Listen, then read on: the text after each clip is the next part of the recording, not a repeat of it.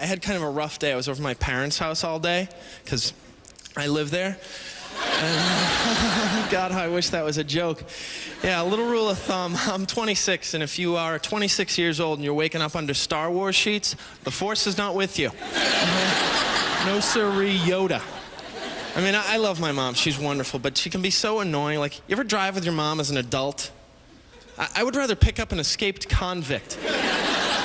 At least they're satisfied, you know what I mean? My mom, she doesn't really say anything out loud. She just makes that noise that moms make when they think they're about to crash, which is roughly every 10 seconds. You know that noise? I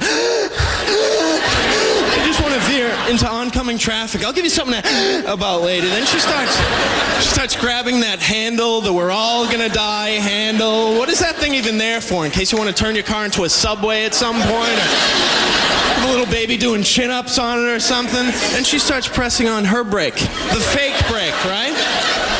Oh, yeah, Mom, that was helpful. Yeah, we almost crashed, but you mimed braking. Thank goodness for that. Thank you. You're so talented.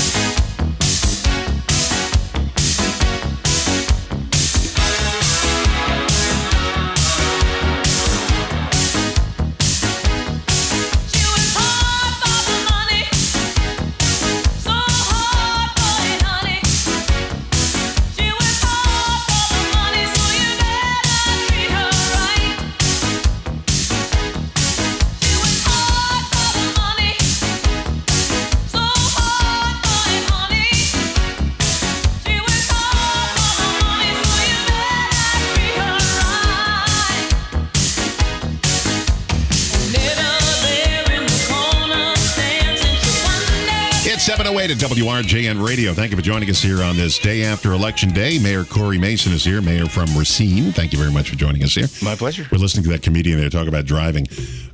My dad, when he taught me how to drive, I learned to drive in New York, and I just got a permit, and he said, "Okay, let's go on the Long Island Expressway." I said, "Dad." Wow.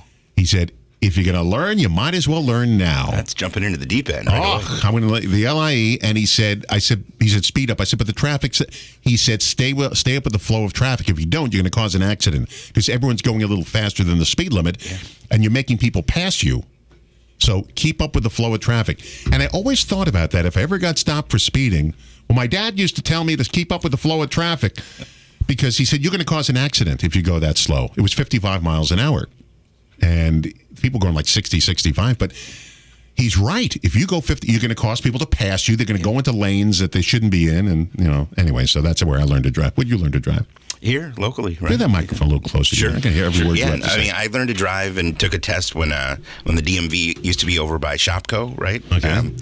And, that was the big experience is learning how to drive. And, I think my dad was less nervous about driving with me than my mom. I think she was hanging on to that bar. If there's anybody, the subway bar, right? Subway hand. Hanging on to it as best we can. But yeah, I remember being so upset because I wanted to get my test on my 16th birthday, and I think it was like 3 days after my birthday. Right, I was so angry I couldn't get it scheduled on time. But yeah, it was that, and then they drive around sort of in the neighborhood there, just a little bit east of Ohio, and it's got a neighborhood that has unmarked intersections in it, right? Which was one of the tests they had to do, like what are you supposed to do in an unmarked intersection? It had a few yield signs in it, and but yeah, it was that was the big rite of passage to freedom. Would you have a driver's license? And if you were the first one in school, you had the car. In school, everybody wanted to be your friend because you were able to drive everything. Well, one last thing about that. My dad, we come to an intersection. I just got my permit. I mean, he was ruthless to me. He expected me like a 40-year veteran of driving in New York. We come into an intersection, 4 stop signs. And he said, "What are you doing?" I said, "Well, I'm going to wait to see if he goes first." He said, "What are you writing a thesis on this corner? Let's go already." Yeah. Well, that's the other thing. You have those 4-way stops, and I think even for people to this day, it's just like, is it your turn? Is it my turn? Is it? There's this sort of awkward thing, and occasionally somebody will wave them on. It's like, well, it's actually your turn, but okay. That's how I failed my first driver's test. That's what he said. He said you came to a 4-way and you didn't let the guy on your right, even though he waved me on. He said, "Doesn't matter." Yeah. And he failed me on that, and I had to take it again. And I thought I was never going to drive a car as long as I lived. This is it. I failed my driver's test. I'm never going to drive. I'm going to be walking for the rest of my life, and that was it. And, well, it didn't work out like that. I got my driver's license, and I got one ticket in my entire life. Oh, good for you. And you know what that was? We were doing a promotion here with one of the car companies in town, and I had to drive their cars for a week and then talk about it. So I'm getting on the freeway, and this cop had somebody pulled over right after the entrance ramp. And I couldn't get this thing up to speed. I mean, this thing was, and they were going 80 miles an hour, and I couldn't get into the lane, so I had to drive past the cop. There was a guy on the hill. He said, "You didn't pull over. You're supposed to pull over an extra lane." I said, "I couldn't get in." He said, "I saw." Wow. But you're getting a ticket. And they reduced the ticket to something ridiculous, but anyway. Okay, we had the election last night. This was a primary, and a lot of people waking up this morning said, "Really? There was a primary yesterday? Where was I during all this?" We promoted enough here on this station. We told you it was February 20th. We had all 4 people from the 4th Aldermanic District on. We talked about it. We put the interviews online, and I was number 91 at 4:30 in the afternoon. Yeah. And the vote totals, we didn't talk about the exact vote totals, but why don't you run through them there? Yeah, sure. Absolutely. So 173 people who voted altogether in the 4th Aldermanic District. David Mack came in first with 74 votes. Jacqueline Schrader came in second with 45. And then coming in third was Jordan Lawrence, who had 30 votes, and Keith Fair came in fourth at 24 votes. Coming in last is one write-in. So we had one write-in in the district. So 173 altogether. But, you know, I think the low turnout a bit is because unless you lived in one of those 2 aldermanic districts out of the 15 in the city, there was no election. There was nothing citywide that would bring people out. But still, it was a beautiful day yesterday. Oh, I agree. And this we voted Red Apple School. Yeah. And it's I could walk there if I had to. Right. There's parking galore on the streets. Yeah. And when I went in there with my wife, we were the only 2 people in there. And when we left, we were the only 2 people in there. I think the poll workers were, napping for the last 3 hours, but it was slow. Yeah, it was a slow day. And I know it's a primary thing. I know you don't get a lot of people voting in that. In the 2nd district. The 2nd district, so this is where Molly Jones is the incumbent. We had 272 voters in that district. So they up and alive. Yeah, almost, a third more voters in that district, which is interesting. But out of 272 voters, Molly Jones got 169. So she performed very well as the incumbent. Tyler Townsend came in second at 48, so he'll be the other person who advances. And then David Zuper came in third with 34, and Xavier Kendall Gordon came in last at 21 votes. No write-ins there. Okay, so now they go into the general election, the top 2. And when is that? That'll be in April. So it's the first Tuesday in April. First Tuesday in April. And so there, it'll be in the context of, there's the presidential primary taking place, right? Oh, yeah. So there will be citywide efforts for people to vote, and actually statewide efforts for people to want to vote in April. And there we do have other aldermanic districts where it's contested. So if there are only 2 candidates who filed in some of these aldermanic districts, there's no primary because we know who the top 2 are. So there'll be more spaces and reasons for people to vote citywide, and in particular aldermanic districts, than there were for just these 2 districts that.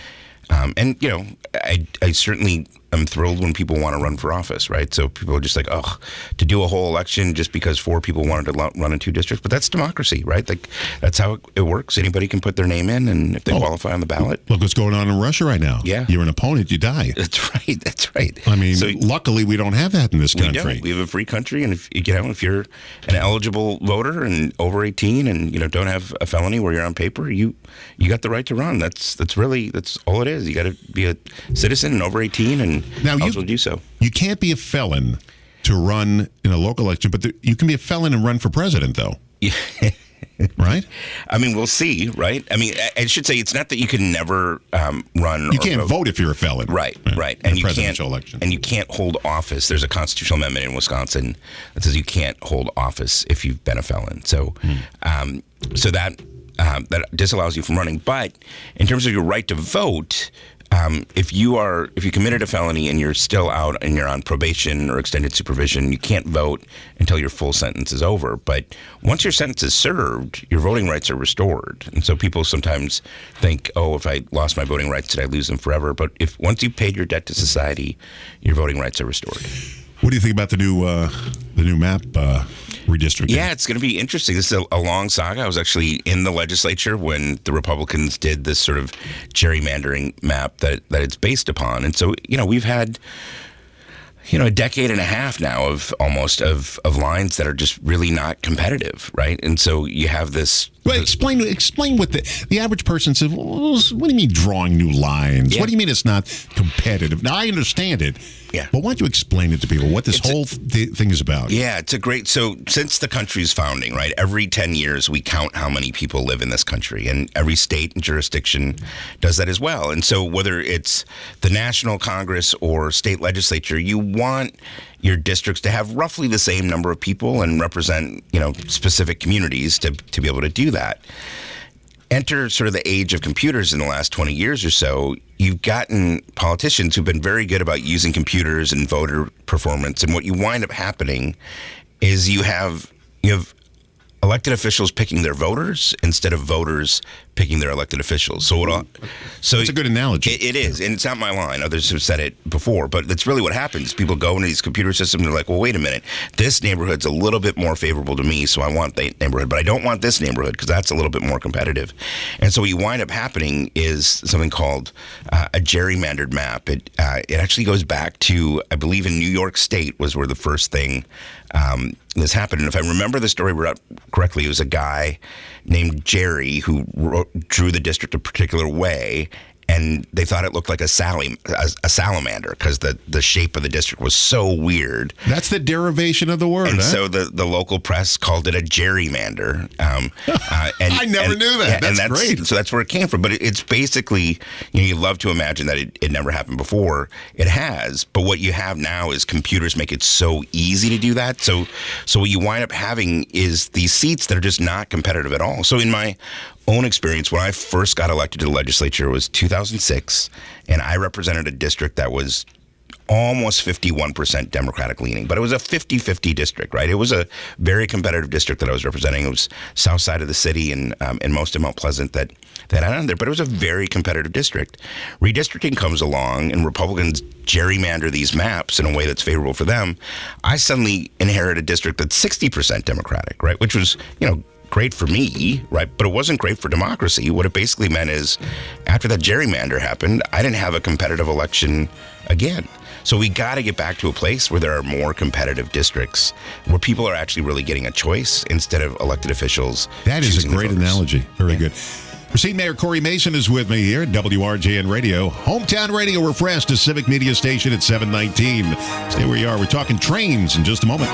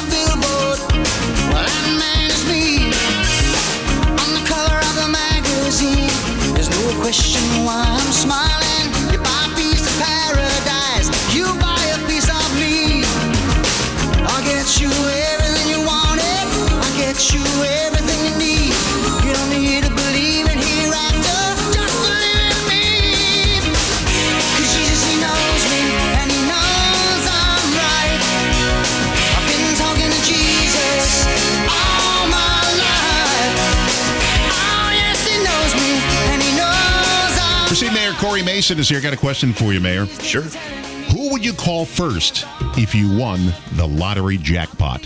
Oh, my wife. Who'd you call? Well, you didn't have to think about that, huh? Yeah. Well, this is what I would do. According to a survey, 46% would call their significant other, so you're right in the right thing there. 10% would call their lawyer. The woman who does my taxes every year has been doing them since 1972. Wow. Same woman, Dolores Mayoka. She does my taxes every year. Must be in her 80s now. I just spoke to her the other day. She said, how are things in Phoenix? I said, this is Donald. I live in Racine. Oh, yeah. I have two Rosens. Yeah, okay. Uh-oh. That made me nervous. Right. I know you've been doing my taxes for 50, 53 years or 54 years or whatever, 52 years. I would call her first. You call your accountant first. Yep, I would call my tax lady first because she knows everything. She does corporate taxes. She doesn't do individual ones anymore, except people that stayed with her. She'll do for laughs and giggles. And I would call her first. Yeah, makes sense. I would get her a first class airline ticket, get her up here, put her up at the nicest hotel in town, and say, order whatever you want from room service, and then we're going to talk about what to do with this $250 million that I just won. Yeah. I mean, I do have the added benefit that my wife is a lawyer, so there is. Oh, that, look at you! Right? So that may help. One call, two stones. That's right. Okay. We have a train we're talking about here, and I've heard about this since I moved to. Yeah. I moved here in 1980, and I remember our news guy was doing a story about this. This is the train from Kenosha-Racine-Milwaukee. Correct. So this has been going on for decades. Yeah, it's an idea that's too good to go away. But it's a little bit like the little engine that could. It's sort of like, I think I can. But so the question becomes, because there was a big effort when I was in the legislature, more than a decade ago, to try to get KRM established. What makes it different at this point are two really important things. So first of all, Joe Biden and Congress passed the bipartisan infrastructure bill, and that bill makes substantial resources available for communities that want to do commuter rail. And this space between Milwaukee and Kenosha, and that connects us into the Chicago metro region, it's one of the best corridors that's underserved by rail. So that infrastructure bill really makes it work. And then the other thing that's been interesting is, in years past, it's always been sort of a 100% publicly funded thing. And we're finding in different parts of the country, whether it's in Florida, or there's this line going from Vegas to LA, you're seeing private-public partnerships come into play, where you're actually seeing the private sector making big investments to run rail lines. So those two things make it a bit different for us. So with Biden's leadership under the infrastructure bill, it makes really taking another look at this. We are fortunate to have gotten a grant from U.S. Senator Tammy Baldwin, who's made it available to the city of Racine to work with Kenosha and Milwaukee to put in an application to the federal government. And we're excited about it. Again, it's an idea that people think is like, why haven't we figured out how to do this? And so because of those changes in circumstances and the resources that are available, we're going to give it our best effort and try to get KRM rolling. Everybody goes on vacation to Europe or Japan. They come back and say, boy, the rail systems there are just fabulous. You can go anywhere you want to at 300,000 miles an hour, and they get you there, and the bullet trains. We really haven't grasped the train concept yet in this country. Well, we did at one time, and then we decided, I think, post-World War II, that we were really going to go all in with automobiles and interstates, and there's a space for that. But particularly in regions like the one that we're in, between Milwaukee and Chicago, which is one of the biggest metro regions, one of the fastest metro regions in the country, you can't put everybody onto an interstate. There's just not enough interstate road to do it. You got people sort of, during rush hour time, just parked there. So you want to make sense of using other modes of transportation. And for Racine, the city, which is about 9 miles away from the interstate, this plugs us into the region from an infrastructure standpoint. Let somebody living in the city of Racine hop on a train and get to Chicago or Milwaukee or wherever they need to. Opens jobs up to 400,000 jobs that are within a half mile of that rail line. Just think about how many jobs that opens up for the region. So we're excited about it. Again, it's an idea that's too good to go away, and change of circumstances let us look at it with a fresh set of eyes. Well, my wife and I, when we used to go to Chicago, this is all before COVID. COVID changed everything in this country. It just changed my habits. It changed everybody's order of doing things. We used to take Amtrak. It's very expensive, Amtrak, when you take it to Chicago. Right. I mean, it's not cheap. Then we said, well, let's drive to Kenosha and take Metro. It's only $5 on the weekend. Right. So we did that, but you got to drive all the way to Kenosha. I mean, you're halfway there already. You might as well just do the rest of the half. So imagine if you just drive over to State Street and hop on there at the Quinoans, right? That'll walk over there. Yeah. On a nice day and take the train. You could pretty easily. So that's good. How are the electric buses working out? They are great. So you don't hear them. You don't. I mean, they're very, very quiet. They sneak up on you. Right. Where'd that come from? Yeah, I mean, people are used to sort of that diesel idling sound, right? And the black stuff coming out the back. None of that. Just none of that. I mean, the one thing that we were sort of worried about, like what happens, the concern that people have about battery technology is, well, how will they do when it gets really, really cold? Because when it's really cold out, the battery range isn't as far. And they have exceeded our expectations in terms of how well they would do. So we're able to keep them going even in the coldest days. Again, they don't get quite the range, but they get enough of a range that we can run them for an entire shift and charge them up. And excitingly, again, props to U.S. Senator Tammy Baldwin. She helped get us a grant. We're going to install solar panels around the bus depot where we store the buses at night, so that they're actually using stored electric power that they're getting from the sun instead of pulling it off the grid. So it'll be an even more energy efficient and environmentally friendly bus fleet that we'll have. So we're excited about it. My friend played me this scientist who was talking to a group of people, and he said in 10 years, it's all going to be self-driving cars, and they're all going to be battery operated. And people were saying, oh, no. He said, well, think about this. Back in the late 1800s, if you would have told those people going up and down Main Street on horses in 10 years, your horses are going to be gone, they're going to be cars, they would have said, oh, come on, no. Horseless carriages is what they call them, right? And in 10 years, there wasn't a horse on the street. They were all cars. So 10 years is not a long time, but, things change. And if you would have said to somebody in 1970 that in 10 years, you're going to be talking on phones in your pocket. Right. People would say, oh, come on, it's not going to happen. Yeah. And they want to get rid of landlines, almost 100% of the landlines by 2030. Yeah. So our kids don't even know what a landline is, right? I mean, there's a video online. They gave these two teenagers a rotary dial phone. They said, make a call.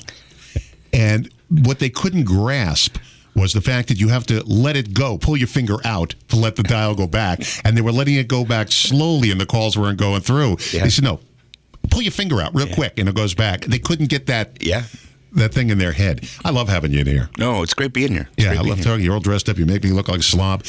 And thank you very much. Mayor Cory Mason is here. It's always good to get your insight on certain things in the election. And, always glad to be here. And the trains. I'm a big train guy. I took the Long Island Railroad into New York City all my life. Yeah, absolutely. Big train guy. Thanks a lot, Mayor. Thanks for having me. See you next month? Absolutely. All right. More coming up here at WRJ. We have some contest tickets to give away. Got a whole bunch of goodies straight ahead here. 729 WRJ and Hometown Radio Refreshed, a civic media station.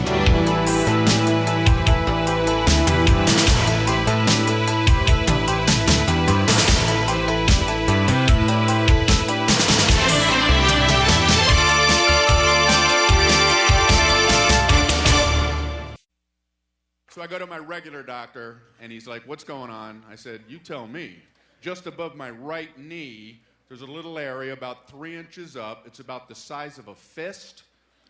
That's where it doesn't hurt. And it feels very peculiar. Do you have a pill that can make everything else feel like that? I want an everything else like that pill. My doctor looked at me and said, Brian, you are way too sedentary. So I vowed in that moment to get a dictionary.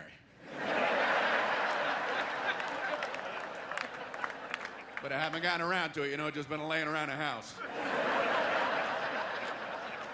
Or is it lying around the house?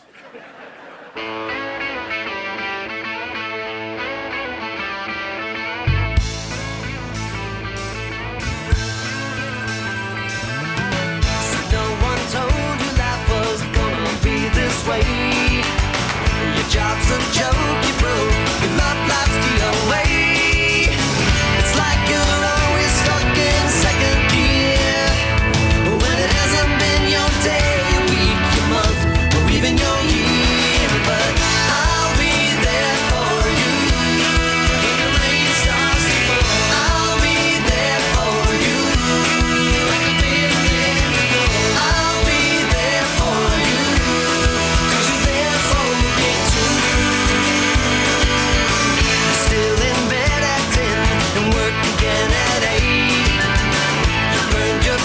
So far, things are going great. Your mother warned you there'd be days like these, but she didn't tell you when the world was brought you down to your knees. And I'll be there for you when the rain starts to fall. I'll be there for you like I've been there before. I'll be there for you 'cause you're there for me too. Good morning.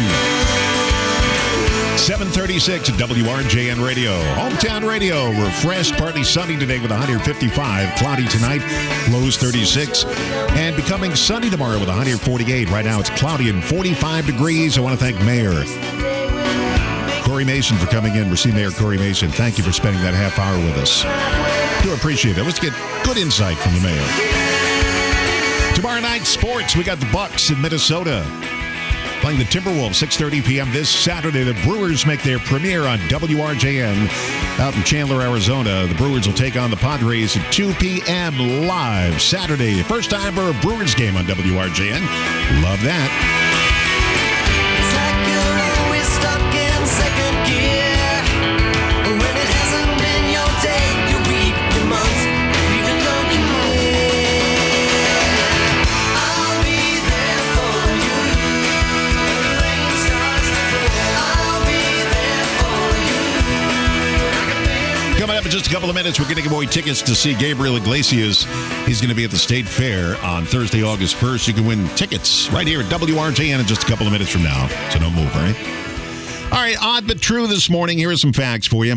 The first ever text message was sent on December 3rd, 1992. What do you think it said? Well, it's obvious. Merry Christmas. It worked. There's such a low expectation for the movie Star Wars back in 1977. And only it was on screen at 42 theaters nationwide for its opening weekend.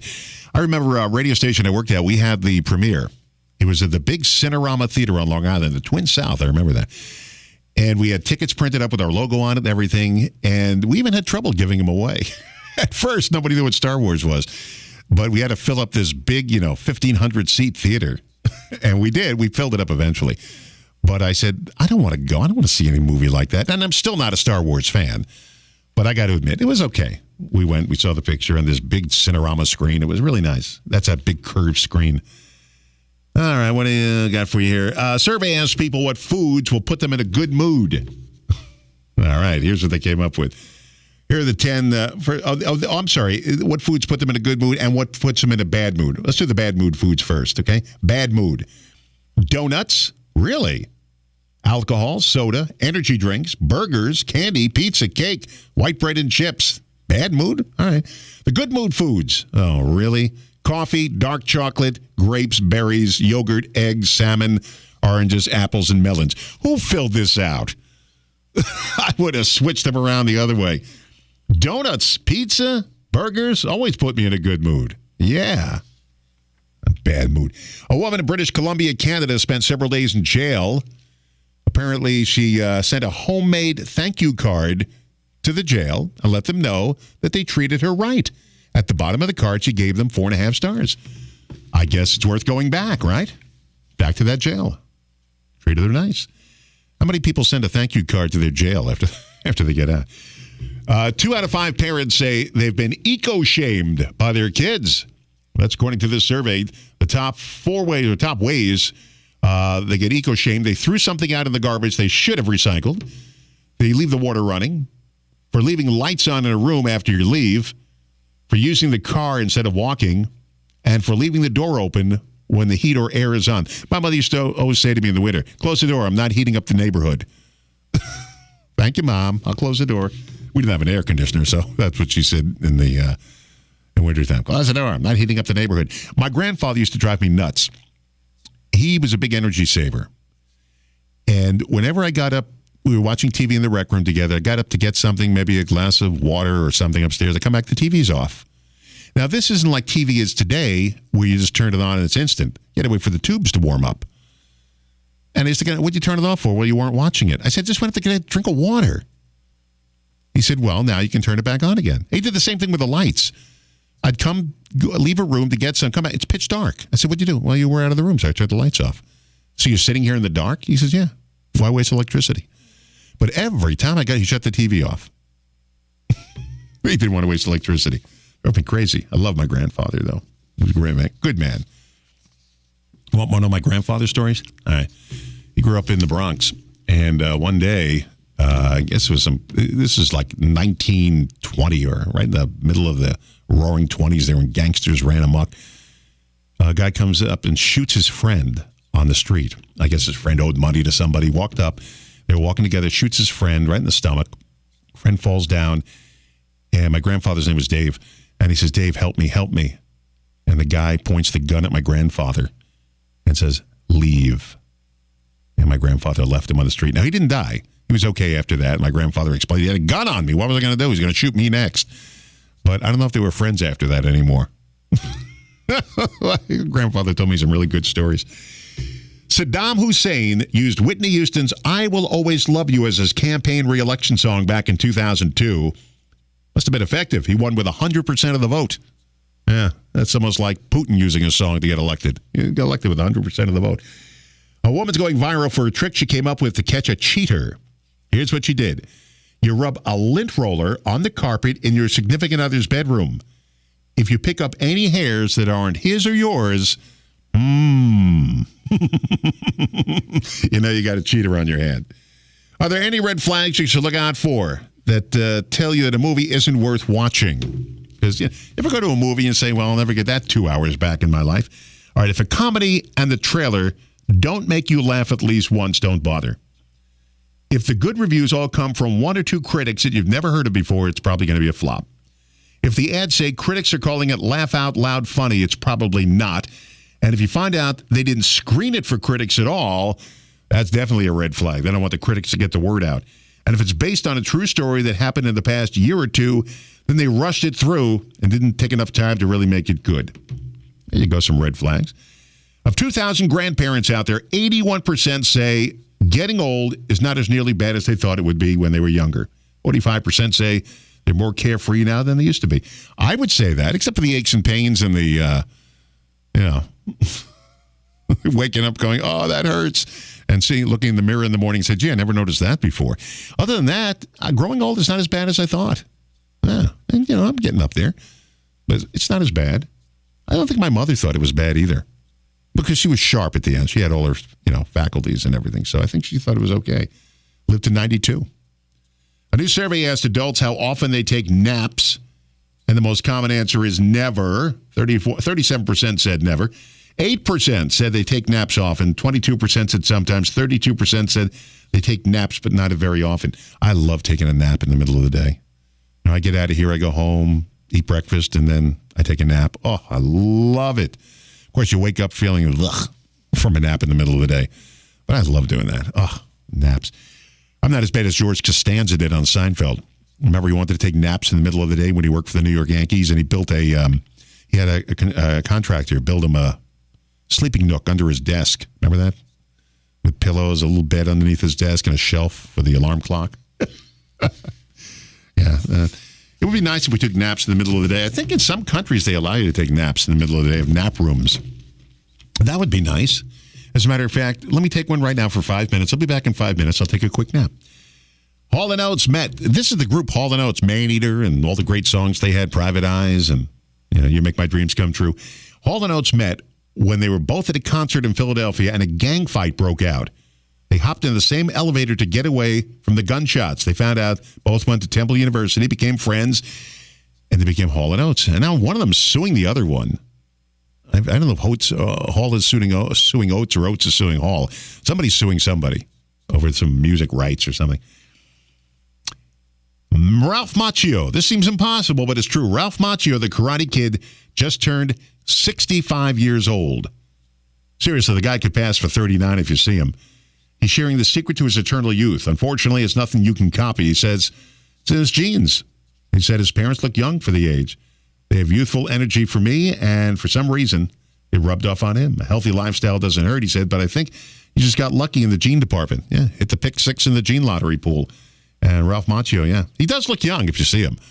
Remember my cousin Vinny? He looked like a teenager there, and he's probably in his 40s in my cousin Vinny. He looked like a teenager. All right, you want to start the year off right? Okay. Let's remind you again how old you are. Okay, another reminder. These movies all turned 25 years old this year. Bridget Jones's Diary, Shrek, The Fast and the Furious, Legally Blonde, and Zoolander all are 25 years old. Molly Ringwald was interviewed on the Today Show, not Today Show, some show she was interviewed on. She looks great. But Molly Ringwald is way up there in age, in her 50s. Remember her in 16 Candles and all that? My pastor at my church was in her class. They went to school together, North Hollywood High School. So I know how old my pastor is, then I know how old Molly Ringwald is. She's in her 50s. You never know it by looking at her, though. 59% of Americans say they get some sort of package delivered to their home every single week. 43% say they've had a package stolen off their porch by a porch pirate in the past year. That's the way we're going these days, folks. Delivery. We're not going out of our little shells anymore. All right, let's give away some tickets right now. This year at the Wisconsin State Fair, it's going to be a bit fluffy. Comedy superstar Gabriel Iglesias hits the main stage on Thursday, August 1st. Now, if you want to go see a night of nonstop comedy, gut-busting laughter you won't want to miss, call right now. Tickets go on sale, by the way, this Friday at 10 a.m., but we're giving away tickets right now at 262-634-9756. 262-634-WRJN. If you want to go see Gabriel Iglesias at the Wisconsin State Fair Thursday, August 1st on stage, save the date, mark your calendar, and call in right now, 262-634-9756, and I'll give you a pair of tickets to go see Gabriel Iglesias at the Wisconsin State Fair. When they first told me he's going to be there, he said, is he related to Julio Iglesias? No, he's not. He's not related. Just same name. Gabriel Iglesias State Fair. So give a call right now. Phone lines are open. 262-634-9756. 262-634-WRJN. And I'll get you that pair of tickets to go see Gabriel Iglesias at the State Fair. We're talking August already, folks. We didn't get to spring yet, and we're talking summer. But, tickets go on sale. We want to get you the best seats we can. So that's what we're going to do. All right? 262-634-9756. 262-634-WRJN. It's 748. Thanks for joining us here at WRJN Radio. Hometown Radio Refreshed, a civic media station.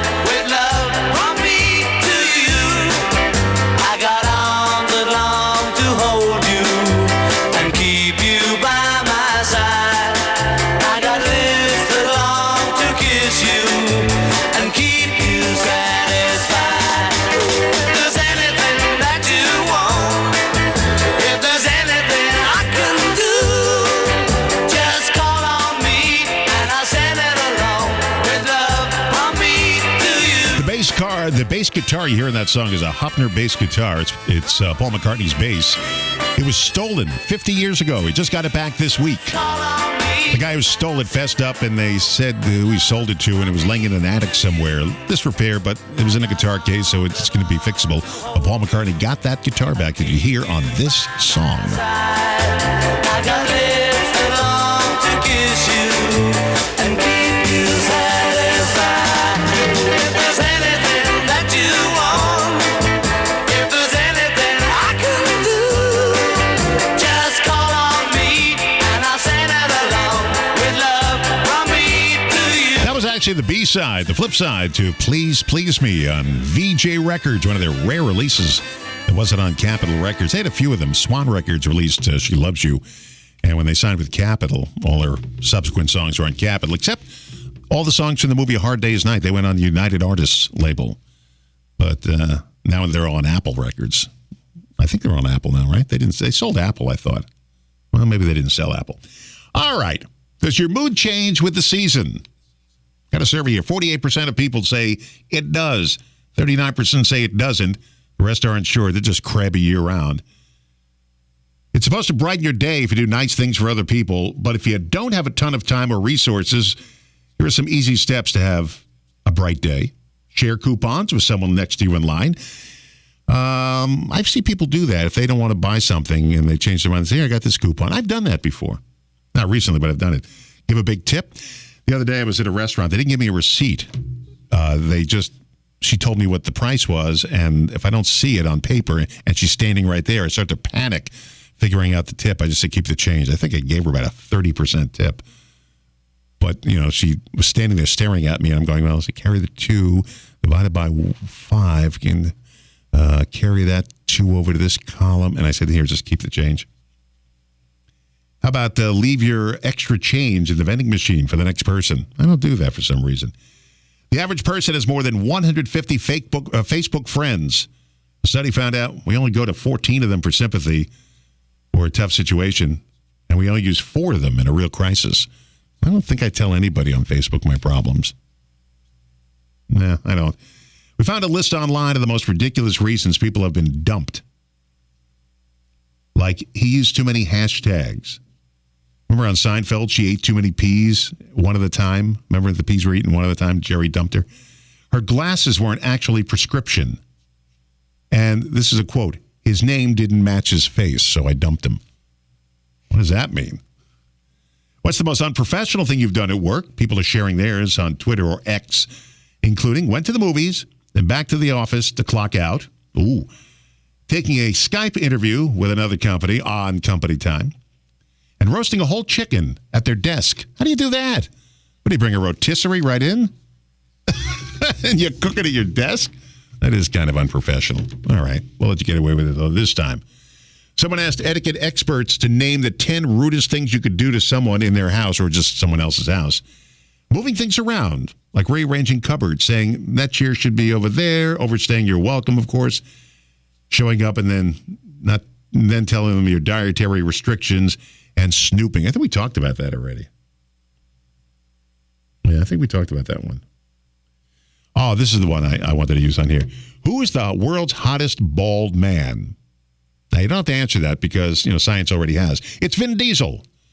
A search engine optimization called Reboot looked at a bunch of different factors, including the infamous golden ratio, an equation that's supposed to measure facial beauty and perfection. So Vin Diesel is number 1. Stanley Tucci came in number 2. Pitbull is on the list, followed by Prince William, Jason Statham, Bruce Willis, and Dwayne "The Rock" Johnson. One of our VPs of this company, Chris Morrow. He's bald. I think he's but he's got going for him. He's got that goatee thing going on for him, and that kind of adds to it. He's a tough-looking guy. I'm sure he can beat me up. I'm sure. We never tried it, but I'm sure he can beat me up. Let's see. I'm sure he can beat me up, but no problem. Feeling tired at work? Need a nap? A company in Japan's working on nap boxes for offices, but you have to sleep standing up. They're shaped like water heaters with a door in the front. There are little shelves to support your knees, head, and butt. You know what it sounds like? Remember in the old days, in the Old West, they used to put you in a coffin and stand you up so everybody in town can see you got killed? Ugh. That's what it sounds like. A poll found 57% of us think office clothes will eventually be phased out. 23% think it's already happening. Certain things are still seen as too casual for work, though. 2,000 people were asked to name their most inappropriate things you can wear at work. The lists are a little different for men and women. The 5 most inappropriate things guys can wear: gym clothing, cycling gear, flip-flops, overalls, and Crocs. Casual T-shirts, short shorts, and Christmas sweaters also made the list. The top 5 for women: gym clothing, any top that looks too much like a bra, crop tops, Crocs, flip-flops, hot pants, and tube tops. Just missed the top 5. Who goes to work with those things on? Could you imagine showing up to work? Guys, too. You got to show up in a cycling outfit to go to work? I've never seen that before. The mayor was in here. Mayor was wearing a shirt and tie and jacket. I think he had a vest on, too. He looked sharp when he was in here. Odd but true, a 53-year-old guy in Colorado became the 4th person to push a peanut to the top of Pikes Peak with his nose. He set a new record. Took him 7 days. Previous record was 8. I'm sure his parents and family are Extremely proud of him for doing that. Push a peanut of Pikes Peak with your nose. It gets you in the record books, though. Yeah. 33% of people would rather lose their car than all the photos on their phone. About 1 in 5 people say they never back up their photos. Think Democrats and Republicans can't agree on anything? Grubhub.com looked at 187 congressional districts that lean liberal or conservative. They found the top foods we actually agree on. The 3 most bipartisan foods are spicy salmon rolls, bacon cheeseburgers, and shrimp with broccoli. Everybody, no matter what your political persuasion, can agree on that. I'm Don Rosen. Tomorrow, we're talking with Doug Incidents from the Racine Theater Guild about their new production, Now and Then. That's tomorrow morning at 7:06. Join me then. Catch you tomorrow morning, 6 o'clock, right here. WRJN, Hometown Radio Refreshed, a civic media station. Earl Ingram coming up next.